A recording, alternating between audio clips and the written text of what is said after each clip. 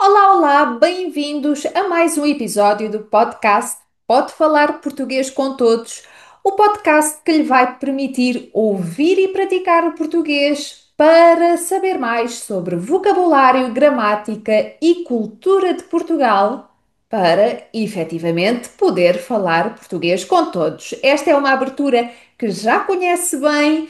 E com este episódio eu quero também que passe a conhecer bem algumas frases míticas da televisão portuguesa que entraram na comunicação corrente dos portugueses. Ao longo das últimas décadas, houve vários programas de humor e outros programas de televisão que nos ofereceram as maiores pérolas de sempre. Quando nós falamos de pérolas televisivas, estamos a falar daqueles momentos que foram tão icónicos, tão inesperados, tão cômicos, que ficaram na memória coletiva.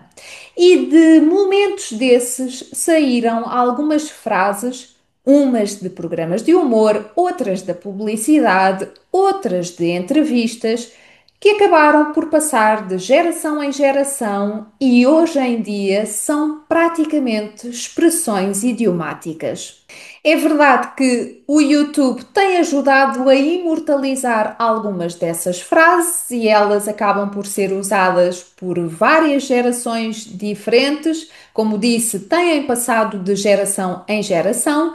Mas devo fazer um aviso prévio. Convém lembrar que esta seleção de frases foi feita por uma bebé dos anos 90, o que significa que para as gerações mais novas, algumas delas já podem ser um pouco datadas. Vamos lá então, sem mais demoras, conhecer essas frases míticas, essas pérolas da televisão portuguesa. Primeira frase: eu é mais bolos. Ora, se falamos de Portugal e se falamos de humor, temos de falar, inevitavelmente, do humorista Hermano José. Nos anos 80, nos anos 90 e também no início dos anos 2000, os programas de Hermano José eram programas absolutamente obrigatórios. Não havia um português que não acompanhasse os programas de Hermano José e dos seus programas de humor saíram personagens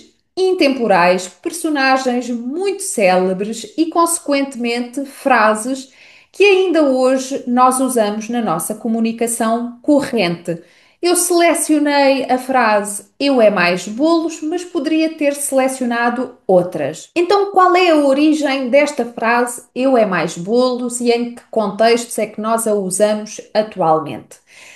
Esta frase saiu de um sketch do programa Hermanias, que foi transmitido na passagem de ano de 1991 para 1992. Nesse sketch era representada uma situação em que uma entrevistadora supostamente estaria a entrevistar um radiotelegrafista. E nessa situação, nós vemos que a entrevistadora tem uma entrevista preparada com um convidado que é radiotelegrafista. Mas assim que apresenta o convidado, esse mesmo convidado revela que não é o radiotelegrafista que foi apresentado, mas sim um pasteleiro. Esse pasteleiro chama-se José Severino e deveria ser o convidado da semana seguinte. A partir daí, cria-se um momento de alguma tensão, de algum nervosismo da parte da apresentadora, e o convidado repete várias vezes que a sua especialidade é mais bolos. Eu é mais bolos, ou seja, sobre o trabalho de radiotelegrafista não sei nada. A minha especialidade é fazer bolos. Assim sendo, hoje em dia, quando falamos de bolos, quando queremos dizer que preferimos comer bolos e não salgados, ou quando queremos dizer que gostamos de fazer bolos, muitas vezes aparece esta frase: eu é mais bolos. Na descrição do episódio eu deixarei o link para que possa assistir ao sketch original, assim como tentarei deixar também todos os vídeos originais de onde saíram as frases que vamos conhecer ao longo deste episódio. Segunda frase, firme e irta como uma barra de ferro. Esta frase também saiu de um programa de Hermano José, um programa transmitido anos mais tarde no canal de televisão SIC. O nome do programa era Herman SIC. Foi transmitido já no início dos anos 2000 e nesse programa havia vários convidados. Era um programa em formato de talk show. Ora, num dos programas foi convidado o professor Alexandrino. O professor Alexandrino, que era um homem que dizia ter descoberto, por acaso, o seu talento para hipnotizar pessoas. A partir daí, tentou-se mostrar em tempo real, em direto, como é que ele hipnotizava uma pessoa. E naquele caso, ele queria mostrar que era possível, a partir da hipnose, fazer com que uma pessoa deixasse de fumar. Houve uma voluntária que se deixou hipnotizar, mas a verdade é que ao longo de todo o processo nós percebemos que a cobaia deste professor, a pessoa que está a experimentar o processo de hipnose, não se está a deixar hipnotizar. E tudo aquilo que era suposto acontecer, se ela estivesse hipnotizada, não acontece.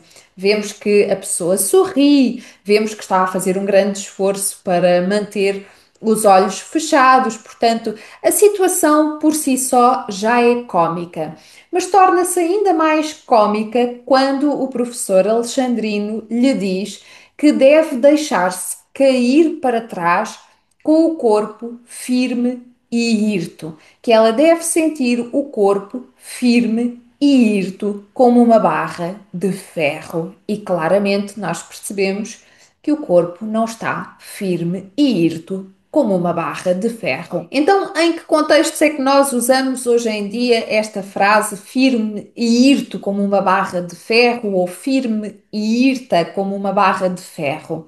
Quando queremos mostrar que estamos imperturbáveis, quando queremos mostrar que estamos com uma grande convicção daquilo que dizemos, daquilo em que acreditamos, que estamos absolutamente inflexíveis, mas também podemos usar no sentido de estar em forma, estar bem. Se alguém pergunta como é que estás?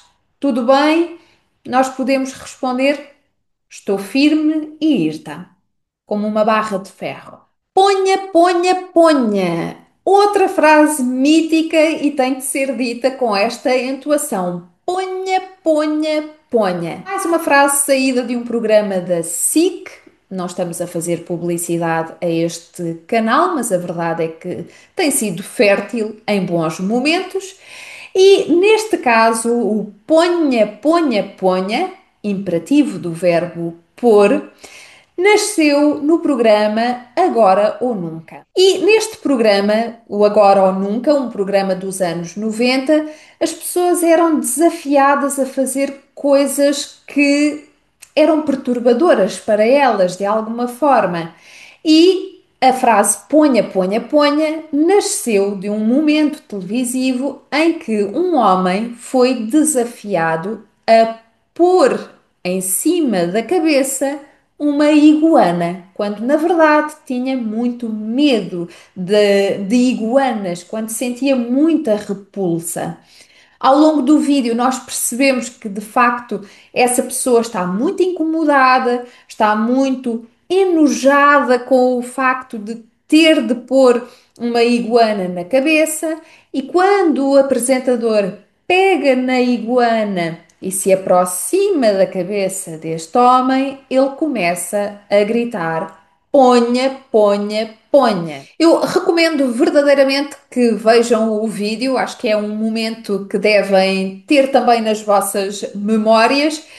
E convém também dizer que o objetivo era ganhar dinheiro. Quanto ao contexto de aplicação desta frase, ponha, ponha, ponha, a verdade é que não há um contexto particular. Mas quando alguém diz ponha, quando alguém usa o verbo pôr, por vezes nós Em tom de brincadeira, dizemos ponha, ponha, ponha. Quarta frase, um abraço neste ponto de encontro.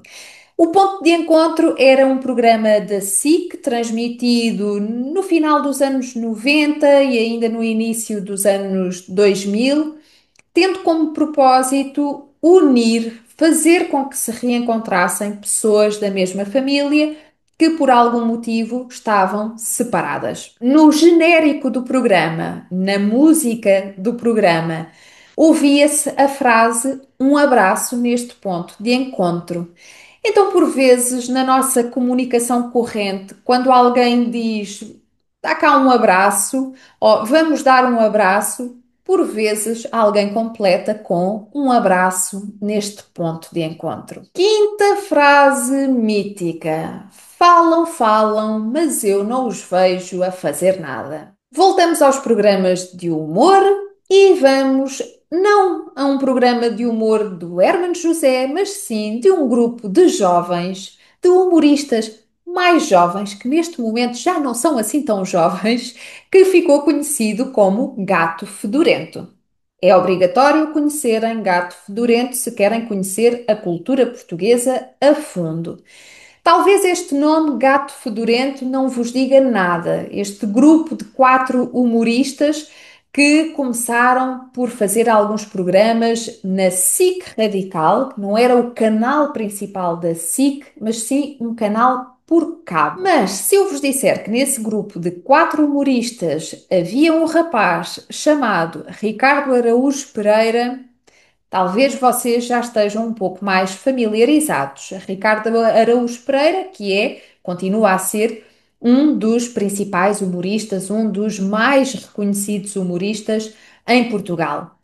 O sketch de que estou a falar e de onde saiu esta frase mítica é, na verdade, protagonizado por Ricardo Araújo Pereira e nesse sketch ele interpreta uma personagem que durante alguns minutos faz um discurso de indignação, parece muito incomodado com alguma situação, mas desde o princípio até ao fim, nós nunca percebemos qual é o motivo da indignação.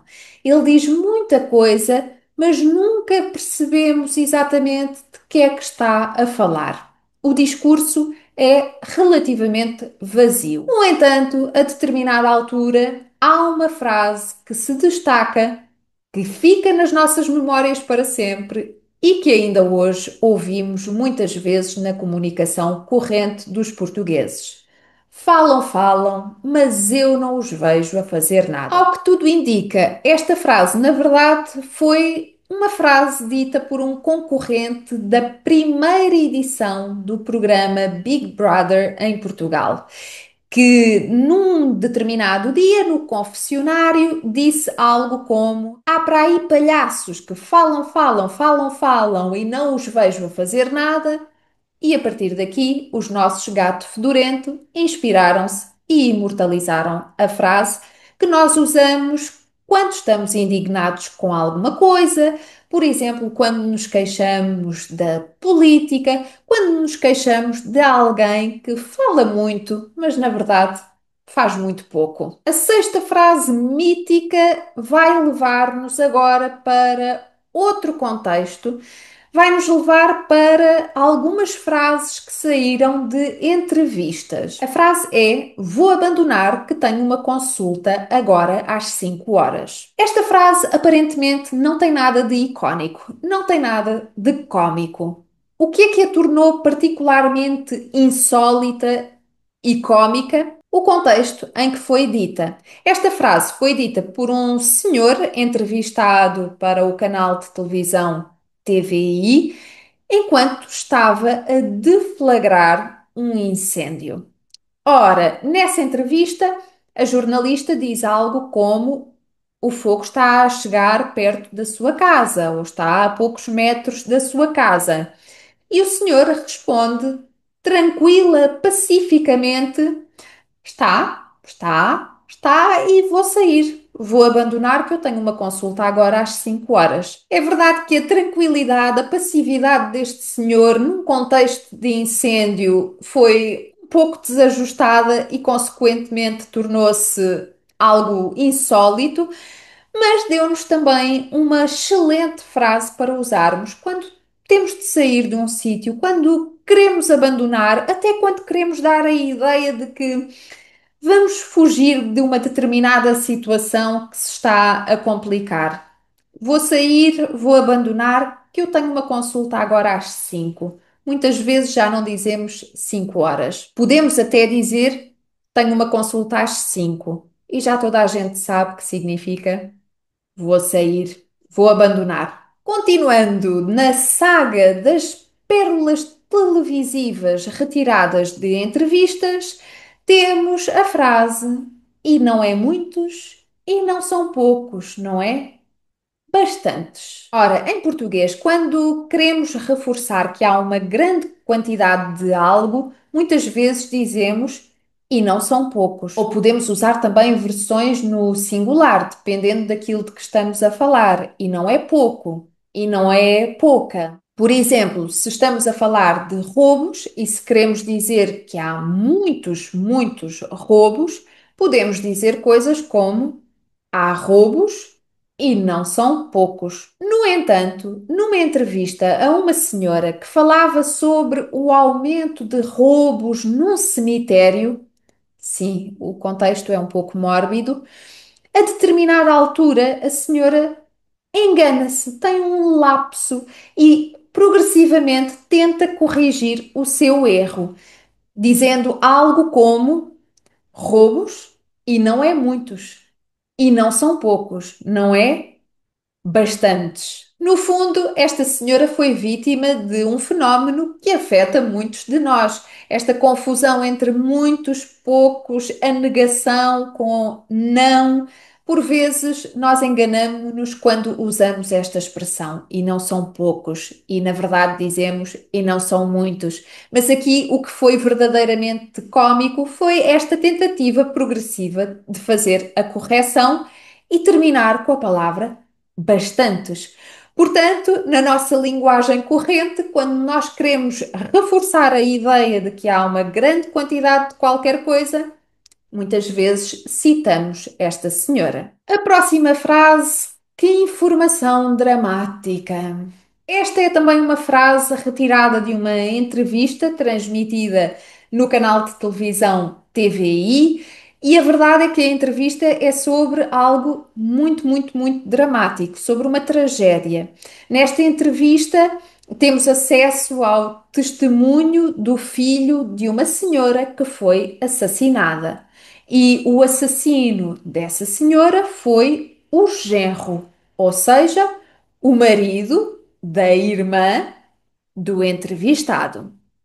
Até aqui não há nada de cómico, mas esta entrevista tornou-se muito célebre, sobretudo pelo tom quase sarcástico ou aparentemente sarcástico com que o senhor comenta e descreve os factos, aquilo que aconteceu antes e depois do assassinato da mãe. E a determinada altura, quando fala do assassino da mãe, diz que ele atravessou o veículo, atravessou o seu carro à frente do carro da irmã deste senhor, ou seja, a esposa do assassino. Eu sei que é uma grande confusão, mas a história é real.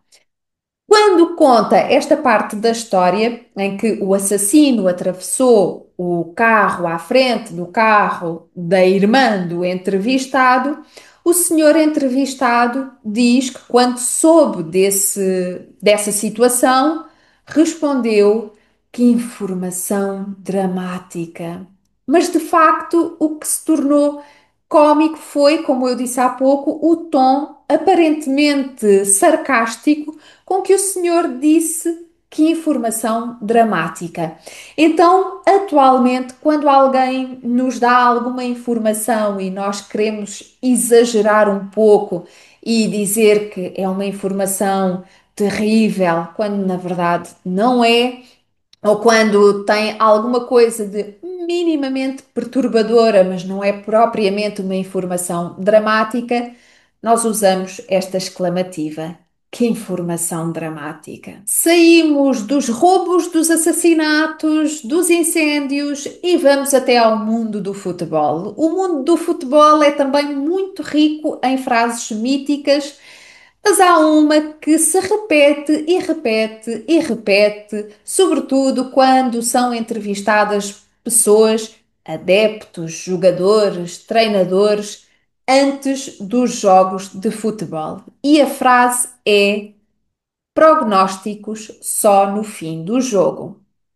Por que é que esta frase se tornou tão corrente e o que é que tem de cómico? Bom, por definição, um prognóstico é uma previsão.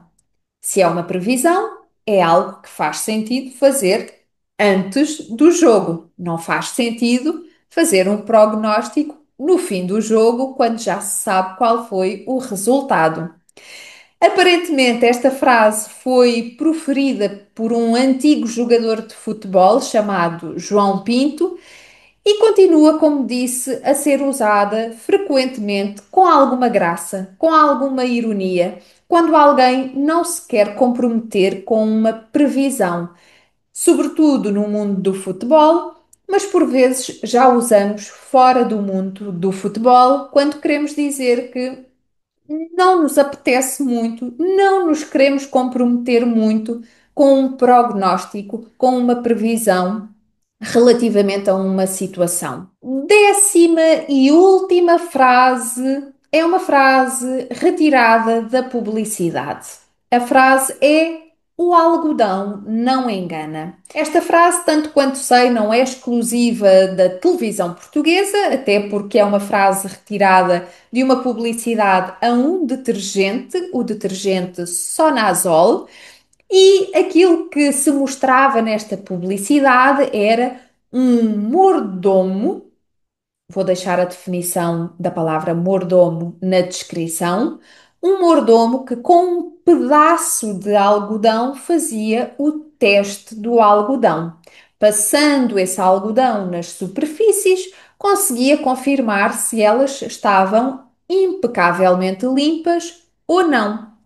Ou seja, mesmo quando havia sujidade invisível a olho nu, o algodão conseguia confirmar se estavam sujas ou não aquelas superfícies. E daí saía a frase: o algodão não engana. Assim sendo, na nossa comunicação corrente, quando usamos a frase o algodão não engana, estamos a usá-la para expressar a ideia de que algo que aparentemente não existia, algo que estava escondido, que era invisível a olho nu, está a ser desmascarado, está a ser revelado. Por exemplo, eu posso dizer coisas como: afinal, a Maria é mentirosa como o seu pai. O algodão não engana. Ou seja, nós até pensávamos que a Maria não era mentirosa, mas agora está a haver alguma evidência, está a haver alguma prova de que ela é mentirosa como o seu pai. Está a ser revelada uma realidade que até agora estava escondida. O algodão não engana. E assim ficamos a conhecer mais algumas expressões muito informais que poderá usar quando quiser impressionar os seus amigos portugueses. Tenho a certeza de que lhe vão perguntar: mas onde é que tu aprendeste isto? E a resposta é óbvia: no falar português. Por aqui já sabe com o que é que pode contar. Aprender o português do dia a dia, o português falado pelos portugueses nas ruas.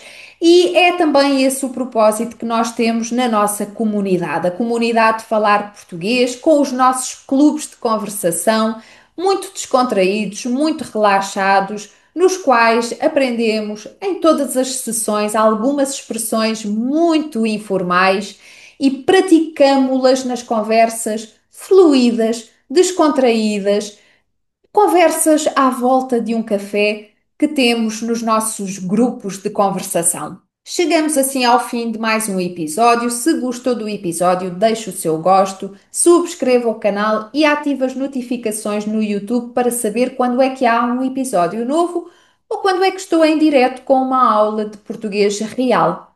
Da minha parte é tudo, despeço-me e até breve.